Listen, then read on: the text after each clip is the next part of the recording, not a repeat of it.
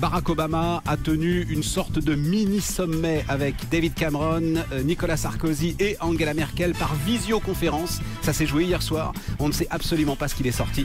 Bref, on va vous raconter tout cela. Il y a toujours un sommet qui est prévu dimanche. Il y en aura un autre, donc, au milieu de la semaine.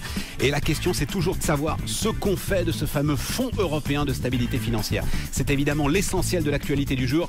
Notez du côté des boîtes que les résultats de Microsoft étaient assez attendus aux États-Unis. Ils sont conformes aux attentes.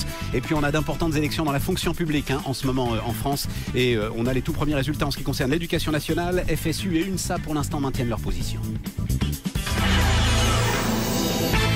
Benahouda Bedaïm est avec nous. Bonjour Benahouda. Bonjour Stéphane. Ce qui est en train de se jouer donc ces dernières 24 heures. On ira à Berlin tout à l'heure. On ira à Berlin aux alentours de 6h30. C'est en Allemagne en fait qu'on s'est rendu compte que énormément de choses étaient en train de se passer. C'est à chaque fois ce sont des détails d'agenda, mais ils sont significatifs. Schäuble a dû aller devant les députés du Bundestag pour s'expliquer parce qu'ils ont peur de s'être fait rouler dans la farine, les députés du Bundestag. Et Angela Merkel, c'est encore plus spectaculaire. Elle avait une réunion assez importante visiblement avec des leaders régionaux. Elle l'a annulée. Mais elle a annulé cette réunion en restant dans sa voiture pendant de longues minutes, pendue au téléphone, alors que les types, ils étaient à 10 mètres et ils l'attendaient. Mais c'était tellement chaud qu'elle n'avait pas le temps d'aller les voir. Voilà, on en est là. Pourquoi ça patine? Qu'est-ce qui coince en ce moment, Benahouda? Tout simplement, si on reprend le calendrier, Wolfgang Schäuble l'a dit, lundi, il n'y a pas d'accord parfait, finalement. À l'échelle européenne. À l'échelle européenne. Bon, il dit ensuite qu'il y a un accord entre France et l'Allemagne.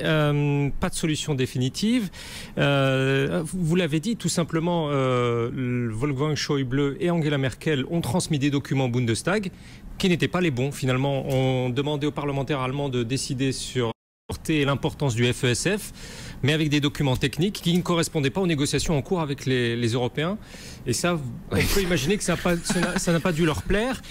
Et aussi, il y a eu un autre gros problème, c'est dans la communication sur ce sommet à Berlin. On a dit, c'est parti, comme traînée de poudre, il n'y aura pas de sommet dimanche. Ils ont eu envie de l'annuler, Benahouda. Très clairement, ils ont eu envie de l'annuler. C'est Sarkozy. Et donc, ça a été... faites pas ça, c'est une catastrophe. Oui, ça a été rattrapé par les cheveux. Hier après-midi, en urgence, le président de l'Union européenne a ramassé tous les correspondants à Bruxelles pour leur dire venez vite.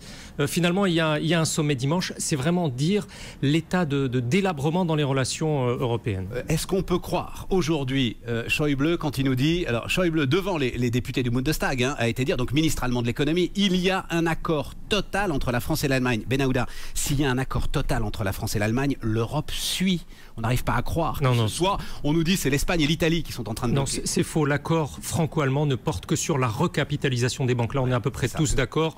100 milliards d'euros. Et puis que le FESF n'intervienne finalement qu'en dernier ressort. Il n'y a pas de plan de décaissement ficelé pour la Grèce. Toujours pas. Les Allemands entendent forcer les créanciers privés à un effort supplémentaire. 50, 60, 70%, qui sait. Et les Français veulent habiller la chose. Ils insistent surtout sur le caractère volontaire.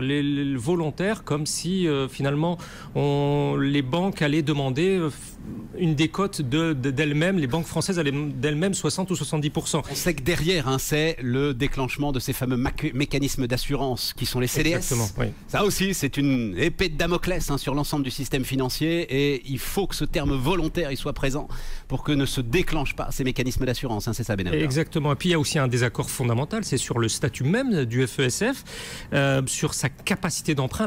La France veut en faire finalement une banque emprunter auprès de la BCE, et ça les Allemands ne veulent pas en entendre parler. C'est vraiment contre presque leur religion. Eux, ils veulent une application pure et simple du traité de Lisbonne et pas autre chose, et ils préféreraient finalement que le FESF se substitue aux pays qui ne peuvent pas régler à chaque fin de mois leurs intérêts de la dette, finalement que le FESF fasse les fins de mois, mais surtout pas l'autoriser à devenir une banque finalement qui puisse emprunter directement de la BCE et être quelque chose d'indépendant. Des éléments ultra techniques. On sent bien aussi que les administrations, et en tout cas l'administration du Trésor, résistent à l'ensemble des éléments que les responsables politiques peuvent mettre sur la table, parce que derrière, on a vu passer notamment, et il faut en informer l'ensemble de nos auditeurs, on a vu passer des notes venus visiblement par exemple de BNP Paribas. On sait très bien que quand des notes viennent de BNP Paribas, le Trésor n'est jamais très loin, nous disant mon Dieu, si vous faites ça, ce serait très dangereux sur des éléments techniques, sur l'interbancaire, sur les emprunts au jour le jour, enfin bref. Oui, on sent qu'on est en train de manipuler des choses qui sont considérables, hein, Benahouda, et on va se donner 3 jours pour voir si on peut les manipuler sans danger, quoi. Les banques françaises ont surtout peur d'une chose, c'est que si il n'y a pas de solution concernant la Grèce, on se tourne vers l'Italie et que là, on commence à parler d'une décote de 10 à 20% sur une dette de 2000 milliards d'euros. On est dans une toute autre échelle et c'est ça la vraie peur des banques grecques, des banques françaises. On va écouter ce qu'il en est pour les banques justement. Caroline Morisseau qui nous apportait d'ailleurs sur BFM Business ces informations dès hier matin. C'est effectivement une recapitalisation à minima que vont exiger les autorités européennes. Ça devrait être officialisé dans la journée. Paradoxalement, ça va inquiéter les marchés parce qu'ils sont un peu en mode sadomaso en ce moment, les marchés. Faites-moi mal parce que j'ai beaucoup péché et donc j'ai besoin d'être beaucoup puni. Mais bon, on en est là.